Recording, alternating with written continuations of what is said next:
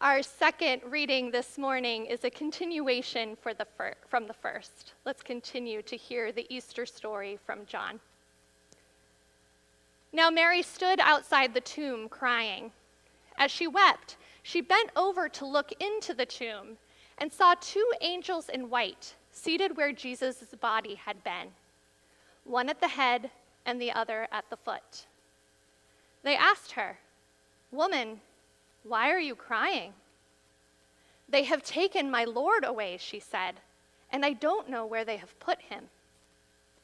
At this, she turned around and she saw Jesus standing there, but she did not realize that it was Jesus. He asked her, "Woman, why are you crying? Who is it that you are looking for?" Thinking he was the gardener, she said, "Sir, if you have carried him away, tell me where you have put him, and I will get him." Jesus said to her, "Mary." She turned toward him and cried out in Aramaic, "Rabboni," which means teacher. Jesus said, "Do not hold on to me, for I have not yet ascended to the Father. Go instead to my brothers and tell them, I am ascending to my Father and your Father, to my God and your God." Mary Magdalene went to the disciples with the news, "I have seen the Lord." And she told them that he had said these things to her. The stories of God for the people of God. Thanks be to God.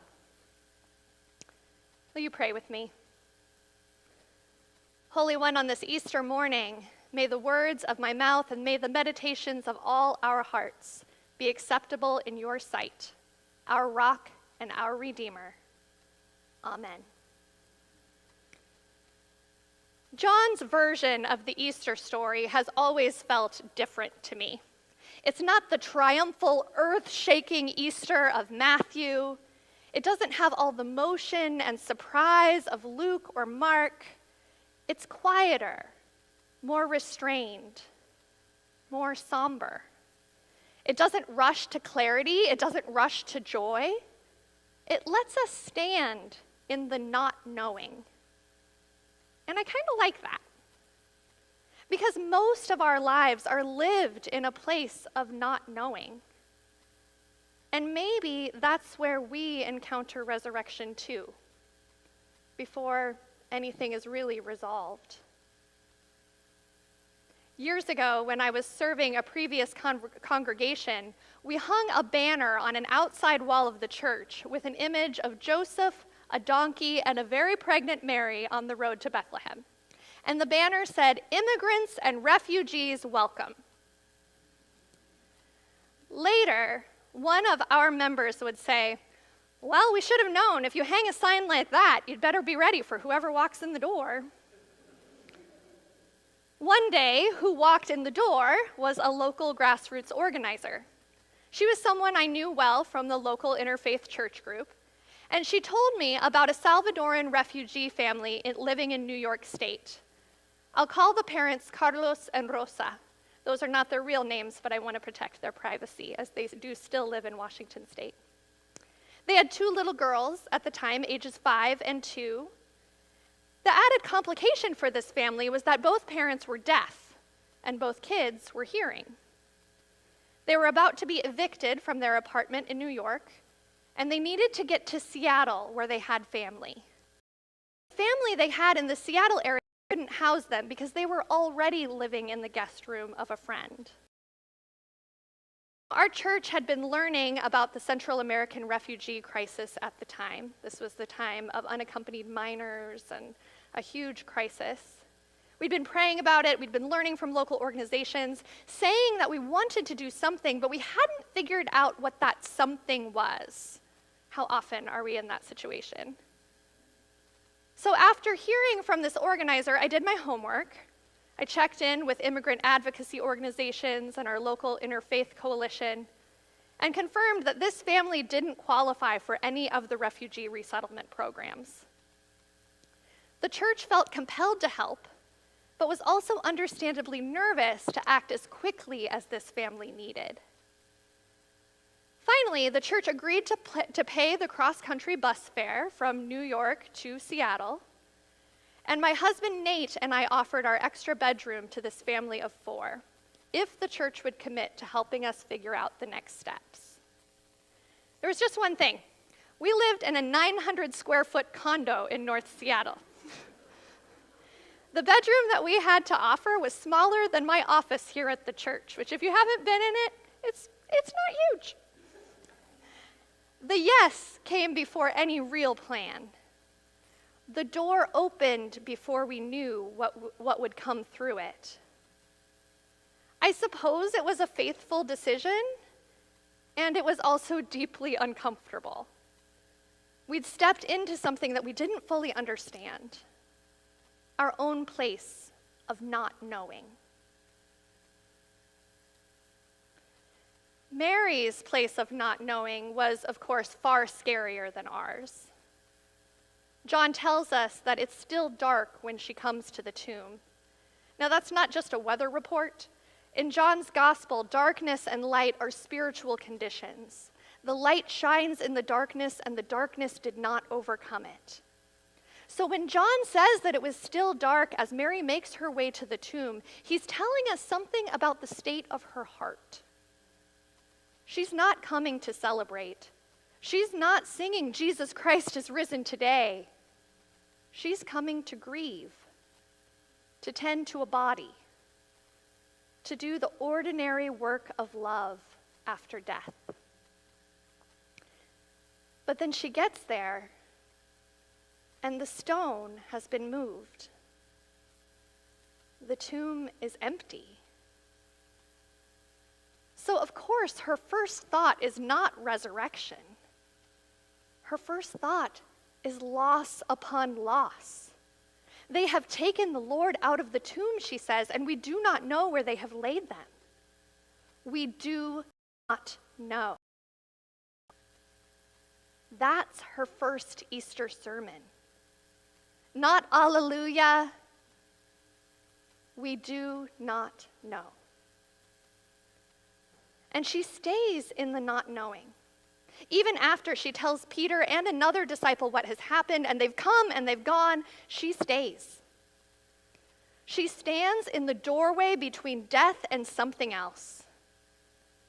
This isn't a smooth story of triumph, where things go as expected and everyone knows what to do. Resurrection is already happening, and Mary still feels like she's in the dark. Back in our little condo, things weren't exactly going as expected for us either. We ended up inviting the family to stay longer than 1 month, about 10 weeks in all, while we worked together to find them a new place to land that would be more stable. When we ate together, we filled the whole tiny kitchen. All of us crowded around the table, chairs and high chairs tucked in tight. Because they couldn't work yet, one of the ways that they gave back was with food. We barely cooked during those 2.5 months. Pupusas, salsas, plantains, just the memory makes me hungry.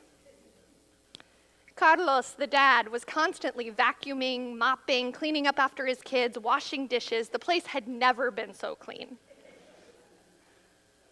We were grateful, and it was uncomfortable too, to receive.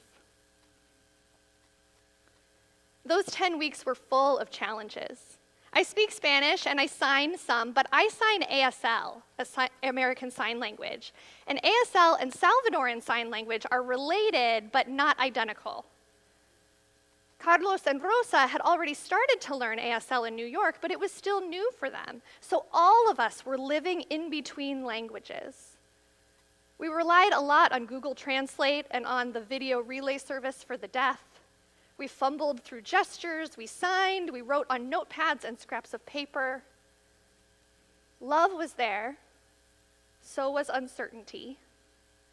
We were trying to help, they were trying to trust, even after being let down so many times. None of us knew exactly how to do this well. It didn't feel like a clean success story.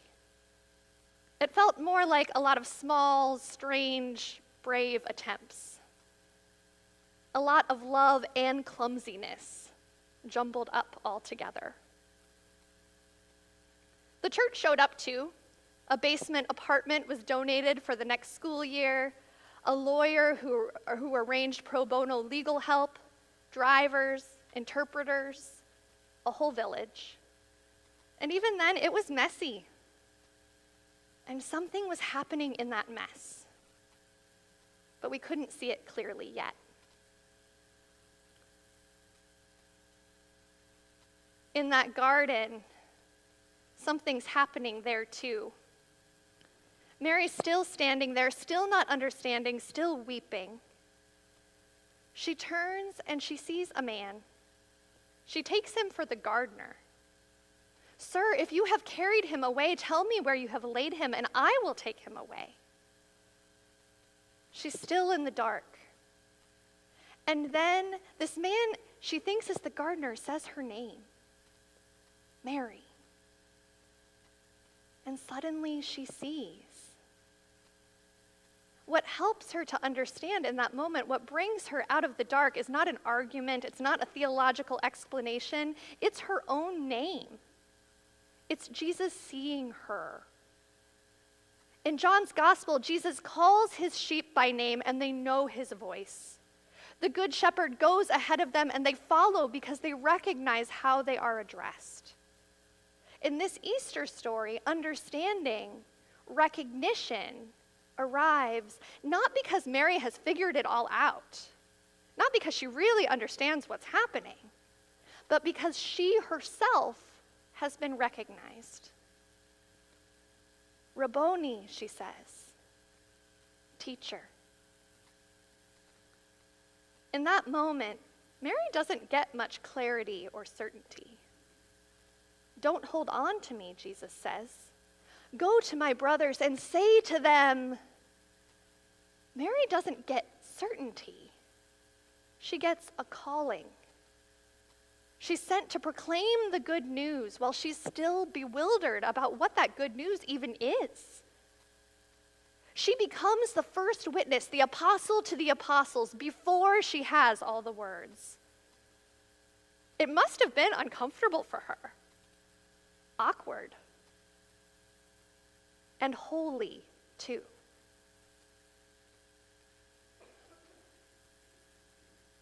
Back with our refugee friends, the story moved forward in its own awkward way.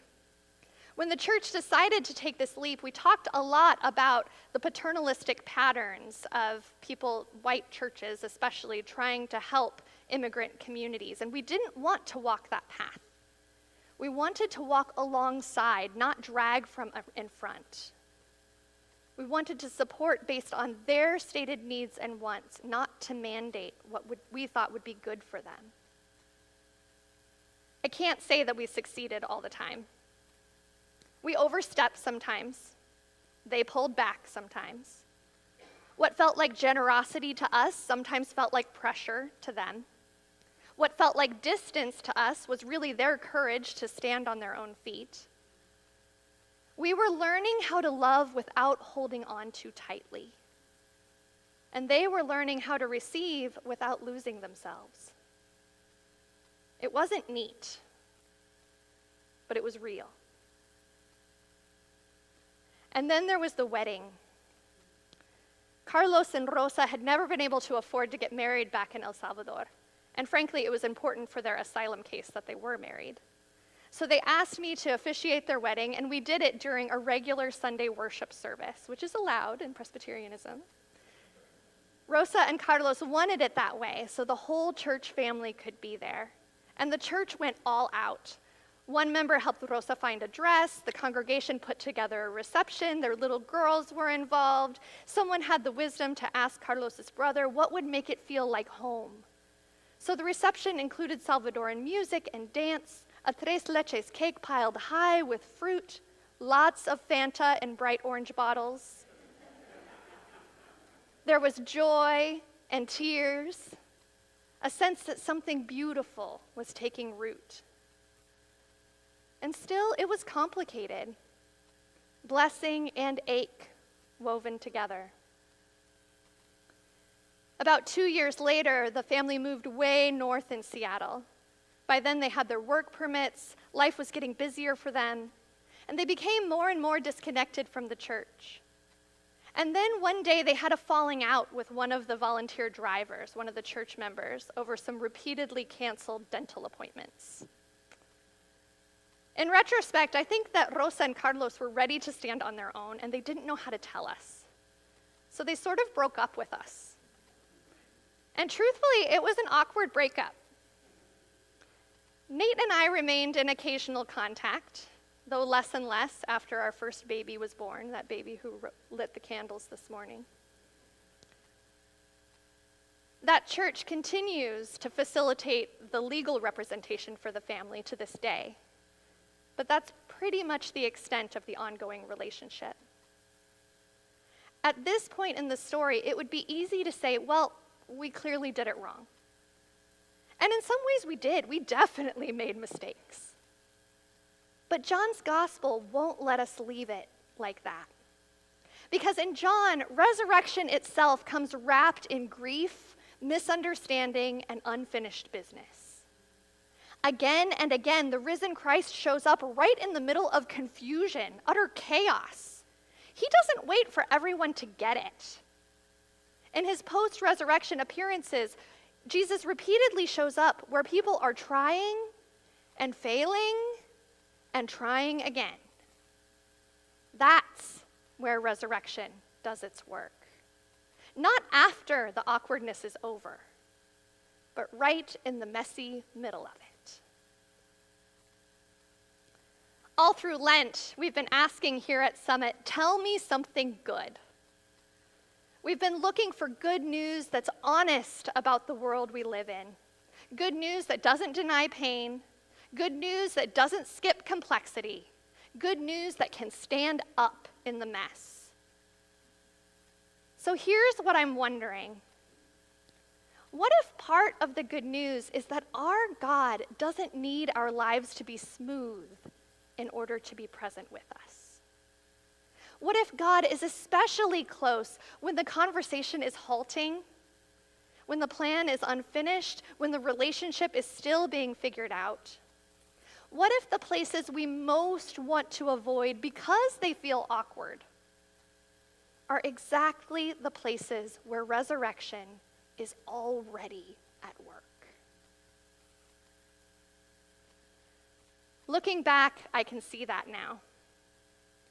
God was there in that 900 square foot condo, around that crowded kitchen table, in the pupusas and plantains, in the Google Translate threads and the video relay calls, in the vows spoken in a small sanctuary with tres leches cake and so much Fanta. In our missteps, in their missteps, in the apologies, in the learning, in the letting go. In the recognition that the family's desire and ability to stand on their own was good news. After the experiences that led them to flee El Salvador and leave their lives behind, after suffering so many indignities and fractures of trust here in the United States, this was a resurrection. A resurrection of selfhood, confidence, independence. The way that resurrection happened wasn't ideal. It wasn't smooth. And is it ever? As we enter this Easter season, I wonder, what if we didn't avoid the awkward places? What if we didn't write off strained conversations, the half-finished plans, the attempts at justice that feel clumsy, the efforts at welcome that don't go as we expected? What if we could name the awkwardness as holy and stay there a little longer, like Mary in the garden? Today, the answer isn't a neat story, but a living presence who doesn't wait for us to get it all right. Because the good news we proclaim today isn't that life will finally be smooth and uncomplicated, but that Christ is alive in the very places we are most tempted to abandon. alive in the awkwardness, alive in the in-between. So take a breath. Look around. This isn't a perfect church. These are not perfect lives. But resurrection is happening here too. Here in the middle of our questions. Here in the middle of our imperfect efforts. Here, right in the heart of our holy awkwardness. Quietly making all things new. May it be so. Amen.